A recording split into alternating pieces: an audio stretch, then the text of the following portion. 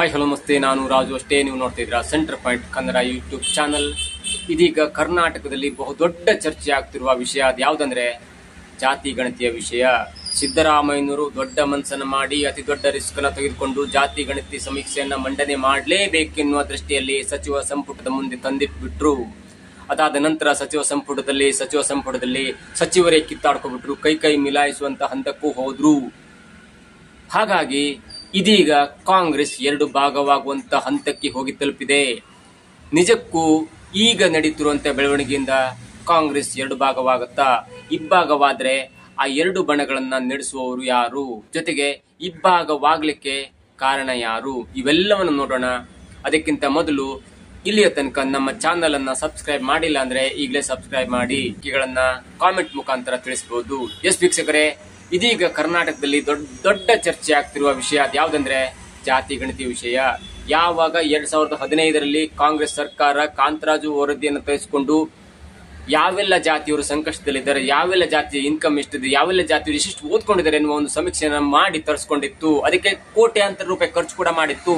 ಅದು ಸಿದ್ದರಾಮಯ್ಯನವರ ಒಂದು ದೊಡ್ಡ ಕನಸಾಗಿರುತ್ತೆ.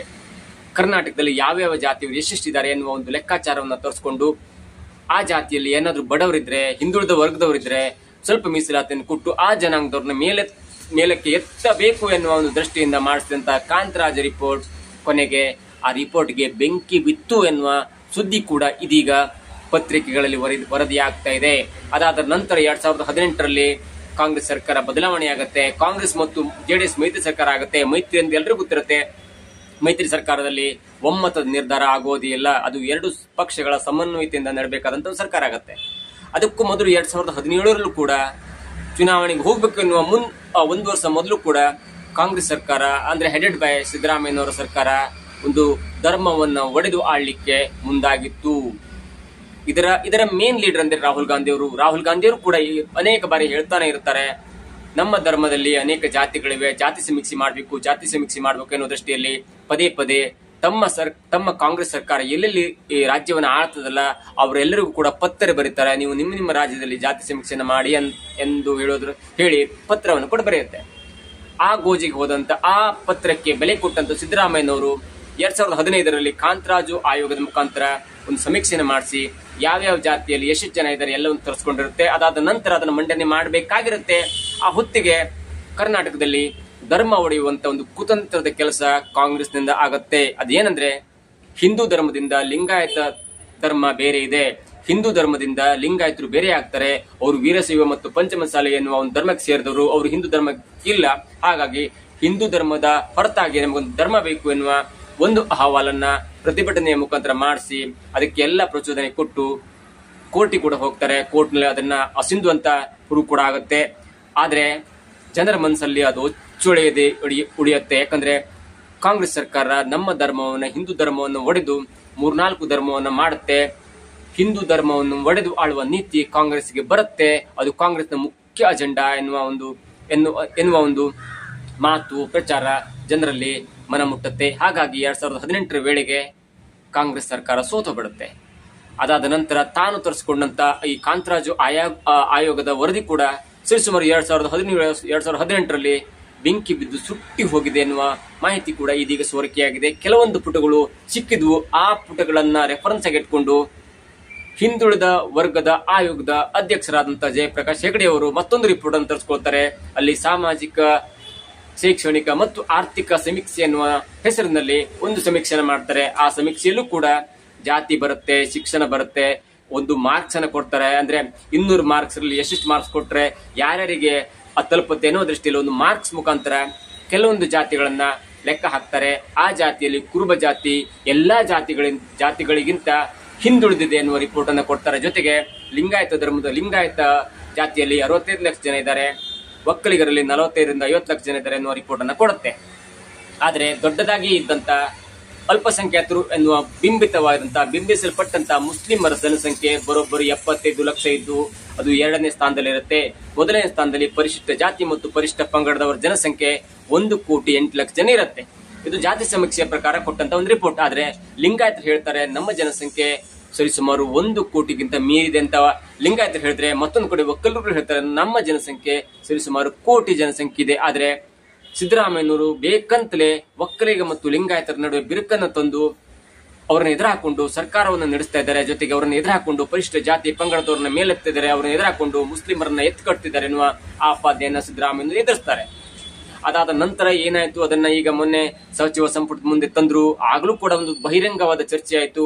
ಸಚಿವ ಸಂಪುಟದ ಸದಸ್ಯರೇ ಕೈ ಮಿಲಾಯಿಸುವಂತ ಒಂದು ಹಂತಕ್ಕೆ ಬಂತು. ಅದರಲ್ಲೂ ಮುಖ್ಯವಾಗಿ ಈಶ್ವರ್ ಖಂಡ್ರೆ ಆಗಿರ್ಬೋದು, ಎಂ ಬಿ ಪಾಟೀಲ್ ಆಗಿರ್ಬೋದು, ಲಕ್ಷ್ಮೀ ಹೆಬ್ಬಾಳ್ಕರ್ ಆಗಿರ್ಬೋದು, ಶಿವಾನಂದ ಪಾಟೀಲ್ ಆಗಿರ್ಬೋದು, ಹೀಗೆ ಅನೇಕ ಲಿಂಗಾಯತ ಸಚಿವರು, ಅದರಲ್ಲಿ 7 ಸಚಿವರು ತಮ್ಮ ಅಸಮಾಧಾನವನ್ನ ಸಚಿವ ಸಂಪುಟದ ಮುಂದೆ ತೋರಿಸಿಕೊಂಡ್ರು. ಅದಾದ ನಂತರ ಒಕ್ಕಲಿಗ ಸಚಿವರು ಕೂಡ ಇದು ಸರಿ ಇಲ್ಲ, ಇದನ್ನ ಮಂಡನೆ ಮಾಡಲೇಬಾರದು, ನಿಮ್ಗೆ ಏನಾದ್ರು ಅರ್ಜೆನ್ಸಿ ಇತ್ತಂದ್ರೆ ನೀವು ಹೊಸದಾಗಿ ಹೊಸದಾಗಿ ಸಮೀಕ್ಷೆಯನ್ನು ಮಾಡಿ ಎನ್ನುವ ತಮ್ಮ ರಿಪೋರ್ಟ್ ಅನ್ನು ಕೊಟ್ಟರು.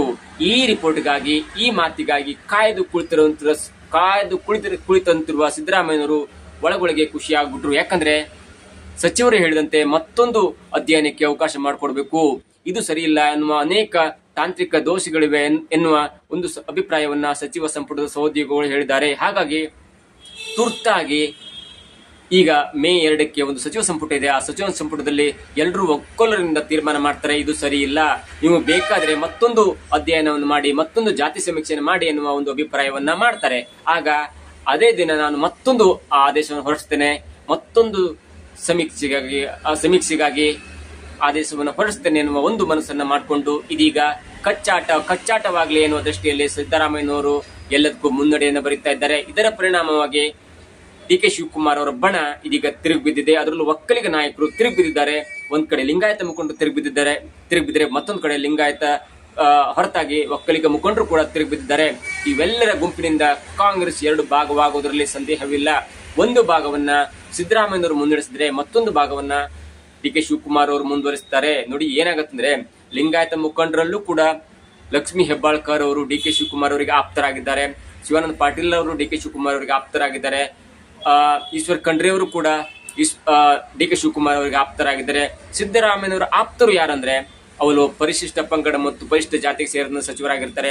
ಸತೀಶ್ ಜಾರಕಿಹೊಳಿ ಆಗಿರ್ಬೋದು, ಎಚ್ ಸಿ ಮಹದೇವಪ್ಪ ಆಗಿರ್ಬೋದು, ಪರಮೇಶ್ವರ್ ಆಗಿರ್ಬೋದು, ಜೊತೆಗೆ KN ರಾಜಣ್ಣ ಆಗಿರ್ಬೋದು ಮತ್ತು ಅನೇಕ ರಹೀಂ ಖಾನ್ ಆಗಿರ್ಬೋದು. ಹೀಗೆ ಅವರ ಒಂದು ಬೆಂಬಲವನ್ನು ಕಟ್ಟಿಕೊಂಡು ಸರಿಸುಮಾರು 70ರಿಂದ 80 ಶಾಸಕರನ್ನು ತನ್ನ ಹತ್ರ ಇದ್ದಾರೆ. ಯಾವುದೇ ಕಾರಣಕ್ಕೂ ಕೂಡ ನೀವು ಡಿ ಕೆ ಶಿವಕುಮಾರ್ ಅವರನ್ನ ಮುಖ್ಯಮಂತ್ರಿ ಪಟ್ಟದಿಂದ ದೂರ ಇಡಬೇಕು, ಅವರು ಮುಖ್ಯಮಂತ್ರಿ ಆಗ್ಲಿಕ್ಕೆ ಬಿಡ್ಲೇಬಾರ್ದು, ನಾನೇ 5 ವರ್ಷ ಮುಖ್ಯಮಂತ್ರಿ ಆಗ್ತೇನೆ ಎನ್ನುವ ದುಂಬಾಲನ್ನ ಪದೇ ಬೀಳ್ತಾ ಇದ್ದಾರೆ. ಜೊತೆಗೆ ಯಾವುದೇ ಕಾರಣಕ್ಕೂ ಕೂಡ ಈ ವರದಿಯನ್ನ ಮಂಡನೆ ಮಾಡದಿದ್ರು ಮತ್ತೊಂದು ವರದಿಗಾಗಿ ನಾನು ಆದೇಶವನ್ನು ಹೊರಡಿಸ್ತೇನೆ, ಅಲ್ಲಿಯ ತನಕ ಈ ಗೊಂದಲ ಹೀಗೆ ಇರಬೇಕು, ಗೊಂದಲ ಇದ್ದರೆ ಮಾತ್ರ ತಾವು ಮಾಡಿದಂತ ಬೆಲೆ ಏರಿಕೆ ಆಗಿರ್ಬೋದು, ಹನಿ ಟ್ರ್ಯಾಪ್ ಪ್ರಕರಣ ಆಗಿರ್ಬೋದು, ಅನೇಕ ಗೊಂದಲಗಳು, ಅನೇಕ ಈ ಎಡವಟ್ಟುಗಳು ಜನರಿಗೆ ತಲುಪಬಾರದು. ಜನರ ಮನಸ್ಥಿತಿ, ಜನರ ಎಲ್ಲ ನಿಲುವು ಕೂಡ, ಜನರ ಎಲ್ಲ ಮನಸ್ಥಿತಿ ಕೂಡ ಈ ಜಾತಿ ಗೊಂದಲದ ನಡುವೆ ಇರಬೇಕು. ಹಾಗಾಗಿ ಇವೆಲ್ಲದರ ನಡುವೆ ನಾವು ಕೊಟ್ಟ ಗ್ಯಾರಂಟಿಗಳು ಜನರಿಗೆ ತಲುಪಬೇಕು. ಗ್ಯಾರಂಟಿ ಯೋಜನೆಗಳಿಗೆ ಎಲ್ಲಿಂದ ಹಣ ಬರಬೇಕಲ್ಲ ಅವೆಲ್ಲವನ್ನು ಕೂಡ ನಾವು ಕದ್ದು ಮುಚ್ಚಿ, ಅಂದ್ರೆ ಬೆಲೆ ಏರಿಕೆಯ ಮುಖಾಂತರ ಅದನ್ನ ನಾವು ಒಂದ್ ಕಡೆ ಸಂಗ್ರಹ ಮಾಡಬೇಕು. ಜೊತೆಗೆ 2028ರ ವೇಳೆಗೆ ನಾನು ಸ್ವಯಂ ನಿವೃತ್ತಿಯನ್ನು ಹೊಂದುವಾಗ ಅಥವಾ ನನ್ನ ಅಧಿಕಾರಾವಧಿ ಮುಗಿಯುವಾಗ ಯಾವುದೇ ಸಾಲ ಇರಬಾರ್ದು ಎನ್ನುವ ದೃಷ್ಟಿಯಲ್ಲಿ ಸಿದ್ದರಾಮಯ್ಯನವರು ಇದೀಗ ಜಾತಿ ಗಣತಿಯನ್ನ ಮಂಡನೆ ಮಾಡುವ ಒಂದು ವಿಷಯಕ್ಕೆ ಗೋಜಿಗೆ ಕೈ ಹಾಕಿದ್ದಾರೆ ಎನ್ನುವ ಉನ್ನತ ಮಾಹಿತಿಗಳು ಇದೀಗ ಸೋರಿಕೆ ಆಗ್ತಿದೆ. ಅದಾದ ನಂತರ ನೋಡಿ ಏನಾಗುತ್ತಂದ್ರೆ, ಜಾತಿ ಗಣತಿಗೆ ಮುಖ್ಯವಾದ ಕಾರಣ ರಾಹುಲ್ ಗಾಂಧಿ ಅವರು ಹೇಳಿದ್ದಾರೆ ಸಿದ್ದರಾಮಯ್ಯನವರಿಗೆ, ಯಾವುದೇ ಕಾರಣಕ್ಕೂ ಕೂಡ ನೀವು ಜಾತಿ ಗಣತಿಯನ್ನ ಮಾಡಲೇಬೇಕು, ಮತ್ತೊಂದು ವರ್ಷ ಟೈಮ್ ತಗೊಳ್ಳಿ, ಆದ್ರೆ ನೀವು ಮಾಡಬೇಕು ಎನ್ನುವ ಒಂದು ಸವಾಲನ್ನು ಹಾಕಿದ್ದಾರೆ. ಯಾಕಂದ್ರೆ 2029ರ ಲೋಕಸಭೆ ಚುನಾವಣೆಯಲ್ಲಿ ಇದು ವರ್ಕೌಟ್ ಆಗುವಂತ ಎಲ್ಲಾ ಲಕ್ಷಣಗಳು ಕಾಣ್ತವೆ. ಯಾಕಂದ್ರೆ ನೀವು ಒಂದು ಜಾತಿಯನ್ನ ದೂರ ಇಟ್ಟರು ಕೂಡ ಮತ್ತೊಂದು ಜಾತಿಯನ್ನು ನಿಮ್ಗೆ ಓಲೈಕೆ ಮಾಡಲೇಬೇಕಾಗುತ್ತೆ. ಅದರಲ್ಲಿ ಪರಿಶಿಷ್ಟ ಜಾತಿ ಪಂಗಡ ಮತ್ತು ಮುಸ್ಲಿಮರನ್ನ ಓಲೈಕೆ ಮಾಡ್ಕೊಂಡ್ರೆ ಸರಿಸುಮಾರು ನೀವು 100% ಗೆದ್ದಂಗಾಗಿರುತ್ತೆ. ಮತ್ತು ಕೆಲವೊಂದು % ಗೆದ್ರೆ ಮಾತ್ರ ನಿಮ್ಗೆ ಅಧಿಕಾರ ಸಿಗುವಂತ ಚಾನ್ಸ್ ಇರುತ್ತೆ. ಹಾಗಾಗಿ ಒಂದು ಹಂತದಲ್ಲಿ ಪರಿಶಿಷ್ಟ ಜಾತಿ ಪಂಗಡ ಮತ್ತು ಮುಸ್ಲಿಮರ ಓಟುಗಳನ್ನ ಭದ್ರ ಮಾಡಿಕೊಳ್ಳುವ ನಿಟ್ಟಿನಲ್ಲಿ ಇದೀಗ ಸಿದ್ದರಾಮಯ್ಯನವರು ಅಂದ್ರೆ ರಾಹುಲ್ ಗಾಂಧಿ ಅವರು ಹೇಳಿದಂತೆ ಜಾತಿ ಸಮೀಕ್ಷೆ ಎನ್ನುವಂತ ಜೇನುಗೂಡಿಗೆ ಕೈ ಹಾಕಿದ್ದಾರೆ. ಈ ಜೇನುಗೂಡಿಗೆ ಕೈ ಹಾಕಿದ್ದು ಏನಾಗಿದೆ ಅಂದ್ರೆ, ಈಗ ಕಾಂಗ್ರೆಸ್ ಬಣವೇ ಎರಡು ಇಬ್ಬಾಗವಾಗುತ್ತೆ. ಈ ಹಿಂದಿನಿಂದಲೂ ಕೂಡ ಬ್ರಿಟಿಷ್ ಸರ್ಕಾರ ಬಿಟ್ಟು ಹೋದಂತ ಬಳುವಳಿ ಇದೆಯಲ್ಲ, ಅಂದ್ರೆ ಜನರ ಮಧ್ಯೆ ಬಿರುಕು ತಂದು ಒಡೆದು ಆಳುವ ನೀತಿಯನ್ನ ಮುಂದುವರಿಸಿಕೊಂಡು ಬಂದದ್ದು ಅದು ಯಾವ್ದಂದ್ರೆ ಕಾಂಗ್ರೆಸ್. ಆ ನೀತಿಯನ್ನೇ ಕೂಡ ಇದೀಗ ರಾಹುಲ್ ಗಾಂಧಿ ಅವರು ಸಿದ್ದರಾಮಯ್ಯನವರ ನೇತೃತ್ವದ ಸರ್ಕಾರಕ್ಕೆ ಸೂಚನೆಯನ್ನು ಕೊಟ್ಟಿದ್ದಾರೆ. ಯಾವುದೇ ಕಾರಣಕ್ಕೂ ಕೂಡ ನೀವು ಪರಿಶಿಷ್ಟ ಜಾತಿ ಮತ್ತು ಪಂಗಡ ಜೊತೆಗೆ ಮುಸ್ಲಿಮರನ್ನ ಕೈ ಬಿಡಲೇಬಾರದು. ಅವರಿಗೆ ಸವಲತ್ತನ್ನು ಕೊಡಿ, ಅವರಿಗೆ ಮೀಸಲಾತಿಯನ್ನು ಕೊಡಿ, ಎಲ್ಲವನ್ನು ಕೊಟ್ಟರು ಕೂಡ ನೀವು ಅವರನ್ನ ಕೈ ಬಿಡಲೇಬಾರದು. ಜೊತೆಗೆ ಬ್ರಾಹ್ಮಣರು, ಕುರುಬರು, ಒಕ್ಕಲಿಗರು ಮತ್ತೆ ಲಿಂಗಾಯತರಿದಾರಲ್ಲ ಅವರ ಮತವನ್ನು ನೀವು ತೆಗೆದುಕೊಳ್ಬೇಕು. ಒಟ್ಟಾರೆ ಆ ಮತಗಳು ಮೋದಿಯವರ ಪರವಾಗಿರುತ್ತೆ ಮತ್ತು ಕಮಲದ ಪರವಾಗಿರುತ್ತೆ. ಅವನ್ನು ಕೂಡ ನೀವು ತರುವಂತ ನಿಟ್ಟಿನಲ್ಲಿ ಪ್ರಯತ್ನ ಮಾಡಿದ್ರೂ ಕೂಡ ನಮ್ಮ ಓಟ್ ಆಗಿರುವಂತ ಪರಿಶಿಷ್ಟ ಜಾತಿ, ಪರಿಶಿಷ್ಟ ಪಂಗಡ, ಮುಸ್ಲಿಂ ಮತ್ತು ಕೆಳವರ್ಗದ ಜನ ಇದ್ದಾರಲ್ಲ ಅವರ ಮತವನ್ನು ನೀವು ಭದ್ರಪಡಿಸಿಕೊಳ್ಬೇಕು. ಒಂದು ಹಂತಕ್ಕೆ ಭದ್ರಪಡಿಸಿಕೊಂಡ ನಂತರವಷ್ಟೇ ನಮ್ಮ ಯೋಜನೆಗಳು, ನಮ್ಮ ಚುನಾವಣಾ ತಂತ್ರಗಳು ಕೈಗೂಡುತ್ತೆ ಅನ್ನೋ ದೃಷ್ಟಿಯಲ್ಲಿ ರಾಹುಲ್ ಗಾಂಧಿ ಅವರು ಸಿದ್ದರಾಮಯ್ಯನವರಿಗೆ ಸೂಚನೆಯನ್ನು ಕೊಟ್ಟಿದ್ದಾರೆ. ಹಾಗಾಗಿ ಇದೀಗ ಒಂದೇ ಕಲ್ಲಿನಂತೆ ಎರಡು ಹಕ್ಕಿಗಳು ಹೊಡೆದಂಗಾಗತ್ತೆ. ಒಂದು, ರಾಹುಲ್ ಗಾಂಧಿ ಅವರ ಮಾತು ಕೇಳ್ದಂಗೂ ಆಗಿರುತ್ತೆ, ಜೊತೆಗೆ ಈ ಗೊಂದಲ ಎಬ್ಸೋದ್ರಿಂದ ಡಿ.ಕೆ. ಶಿವಕುಮಾರ್ ಅವರನ್ನ ದೂರ ಇಟ್ಟಂಗೂ ಆಗುತ್ತೆ. ಜೊತೆಗೆ ಬೆಲೆ ಏರಿಕೆ ಎನ್ನುವಂತ ಪಡಂಬೋತಿಯಿಂದ ಆಕ್ರೋಶಗೊಂಡಂತ ಜನರ ಆಕ್ರೋಶವನ್ನ ಬೇರೆ ಕಡೆ ಸೆಳೆಯಲಿಕ್ಕೆ ಇದೊಂದು ದೊಡ್ಡ ರಣತಂತ್ರವಾಗಿ ಮಾರ್ಪಾಡತ್ತೆ. ಜೊತೆಗೆ ಇದು ಹೀಗೆ ಮುಂದುವರೆದರೆ ನವೆಂಬರ್ ವೇಳೆಗೆ ಕಾಂಗ್ರೆಸ್ ಪಕ್ಷ ಎರಡು ಭಾಗವಾಗಿ ಹೋಳಾಗುವುದರಲ್ಲಿ ಯಾವುದೇ ಸಂದೇಹವಿಲ್ಲ. ಒಂದು ಪಕ್ಷ, ಒಂದು ಬಣ ಈಗಾಗಲೇ ಅಂದ್ರೆ ಡಿ.ಕೆ. ಶಿವಕುಮಾರ್ ಅವರ ಬಣ ಈಗಾಗಲೇ ಬಿಜೆಪಿ ಹತ್ರ ಇದೆ. ಆದ್ರೆ ಆಪರೇಷನ್ ಕಮಲದಂತ ದೊಡ್ಡ ಕೆಟ್ಟ ಕೆಲಸಕ್ಕೆ ಬಿಜೆಪಿ ಕೂಡ ಮುಂದಾಗುವುದಿಲ್ಲ. ಯಾಕಂದ್ರೆ ಇದೀಗ ಕಾಂಗ್ರೆಸ್ ಹತ್ರ ಸುಮಾರು 136+2+1 ಅಂದ್ರೆ ಪಕ್ಷೇತರು ಕೂಡ ಬೆಂಬಲವಾಗಿರುವುದರಿಂದ 139 ಅಥವಾ 140 ಸದಸ್ಯರಿದ್ದಾರೆ. ಜೊತೆಗೆ ಬಿಜೆಪಿಯಿಂದ ಇಬ್ರು ಅಂದ್ರೆ ಶಿವರಾಮ್ ಹೆಬ್ಬಾರ್ ಆಗಿರ್ಬೋದು ಮತ್ತು ಎಸ್ ಟಿ ಸೋಮಶೇಖರ್ ಆಗಿರ್ಬೋದು, ಇವರಿಬ್ರು ಕೂಡ ಕಾಂಗ್ರೆಸ್ಗೆ ಸಪೋರ್ಟ್ ಮಾಡೋದ್ರಿಂದ ಯಾವುದೇ ಕಾರಣಕ್ಕೂ ಕೂಡ 100% ಹೇಳ್ಬೋದು ಕಾಂಗ್ರೆಸ್ ಸರ್ಕಾರ ಬೀಳುವಂತ ಚಾನ್ಸ್ ಇಲ್ಲ. ಏನೇ ಆಪರೇಷನ್ ಮಾಡಿದ್ರು ಕೂಡ, ಏನೇ ಆಪರೇಷನ್ ಕಮಲ ಮಾಡಿದ್ರು ಕೂಡ ಕಾಂಗ್ರೆಸ್ ಸರ್ಕಾರ ಬೀಳುವಂತ ಚಾನ್ಸಸ್ ಇಲ್ಲ. ಜೊತೆಗೆ ಅಂತ ಕೆಟ್ಟ ಕೆಲಸಕ್ಕೆ ಬಿಜೆಪಿ ಕೂಡ ಮುಂದಾಗುವುದಿಲ್ಲ. ಇವೆಲ್ಲವನ್ನ ನೋಡ್ತಾ ಇದ್ರೆ ಒಳಗಿನ ಜಗಳ, ಒಳಗಿನ ಕಚ್ಚಾಟ ಇವೆಲ್ಲವನ್ನು ನೋಡ್ತಾ ಇದ್ರೆ ಕಾಂಗ್ರೆಸ್ ಪಕ್ಷ ಸದ್ಯದಲ್ಲೇ ಎರಡು ಹೋಳಾಗುತ್ತೆ. ಒಂದು ಹೋಳಿಗೆ ಸಿದ್ದರಾಮಯ್ಯನವರು ಅಧ್ಯಕ್ಷರಾದ್ರೆ, ಮತ್ತೊಂದು ಪಾಲಿಗೆ, ಮತ್ತೊಂದು ರಾಜ್ಯಕ್ಕೆ ಅಥವಾ ಮತ್ತೊಂದು ಬಣಕ್ಕೆ ಡಿ.ಕೆ. ಶಿವಕುಮಾರ್ ಅವರು ಅಧ್ಯಕ್ಷರಾಗ್ತಾರೆ ಅಥವಾ ಅವರು ಮುಖ್ಯಸ್ಥರಾಗ್ತಾರೆ. ಇವೆಲ್ಲವನ್ನು ನೋಡ್ತಾ ಇದ್ರೆ ಕಾಂಗ್ರೆಸ್ ಸರ್ಕಾರ ಅಂದ್ರೆ ಸಿದ್ದರಾಮಯ್ಯನವರು ತೆಗೆದುಕೊಂಡಂತ ಈ ನಿರ್ಧಾರ ಇದೆಯಲ್ಲ, ಅದು ಎಷ್ಟರ ಮಟ್ಟಿಗೆ ಕಾಂಗ್ರೆಸ್ಗೆ ಕಾಸ್ಟ್ಲಿ ಆಗುತ್ತೆ ಅನ್ನೋದನ್ನ ಕಾದಾಡಬೇಕಾಗಿದೆ. ಒಂದು ವೇಳೆ ಸಿದ್ದರಾಮಯ್ಯನವರು ಮೇ 2 ವೇಳೆಗೆ ಬಜೆಟ್ ನಲ್ಲಿ ಇದನ್ನ ಮಂಡನೆ ಮಾಡ್ಲಿಕ್ಕೆ ಹೊರಟ್ರೆ ಅದು ಕಾಂಗ್ರೆಸ್ ಪಕ್ಷ ಎರಡು ಹೋಳಾಗೋದ್ರಲ್ಲಿ ಯಾವುದೇ ಗ್ಯಾರಂಟಿ ಇಲ್ಲ. ಜೊತೆಗೆ ಇದನ್ನು ತಪ್ಪಿಸ್ಬೇಕಂದ್ರೆ ಮತ್ತೆ ಮೇ 2 ವೇಳೆಗೆ ಸಚಿವ ಸಂಪುಟದಲ್ಲಿ ಏನೆಲ್ಲ ತೀರ್ಮಾನವಾಗುತ್ತಲ್ಲ ಆ ತೀರ್ಮಾನದಲ್ಲಿ ಒಂದು ಆದೇಶವನ್ನು ಹೊರಡಿಸುವಂತ ಸಾಧ್ಯತೆ ಇದೆ. ಅದೇನಂದ್ರೆ, ಓಕೆ, ಈ ಅಧ್ಯಯನ ಸರಿ ಇಲ್ಲ, ಈ ರಿಪೋರ್ಟ್ ಸರಿ ಇಲ್ಲ ಅನ್ನೋದಾದ್ರೆ ನಾವು ಮತ್ತೊಂದು ಆದೇಶಕ್ಕೆ, ಮತ್ತೊಂದು ಜಾತಿ ಗಣತಿಗೆ ನಾನು ಆದೇಶವನ್ನು ಹೊರಡಿಸ್ತೇನೆ. ಅದು ಕೇವಲ 1 ವರ್ಷದಲ್ಲಿ ಆ ಜಾತಿ ಗಣತಿ ಸಮೀಕ್ಷೆ ಬರುತ್ತೆ. ಅದು ತುಂಬಾ ಸೈಂಟಿಫಿಕ್ ಆಗಿರುತ್ತೆ. ನಿಮ್ಮ ಸಲಹೆಗಳನ್ನು ಕೊಡಿ.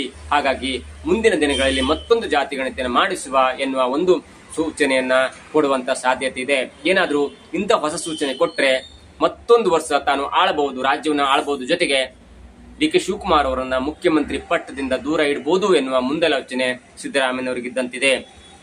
ಏನೇ ಆಗ್ಲಿ, ಈ ಜಾತಿ ಗಣಿತ ಸಮೀಕ್ಷೆಯಿಂದ ಕಾಂಗ್ರೆಸ್ ಎರಡು ಹೋಳಾಗದಿರ್ಲಿ ಅಥವಾ ಕಾಂಗ್ರೆಸ್ ಸರ್ಕಾರ ಬಿದ್ದು ಹೋಗದೇ ಇರಲಿ ಅನ್ನೋದು ನಮ್ಮ ಆಶಯ. ಇದಾಗಿತ್ತು ಇವತ್ತಿನ ವಿಶೇಷ. ನೋಡ್ತಾ ಇರಿ centre point Kannada YouTube channel.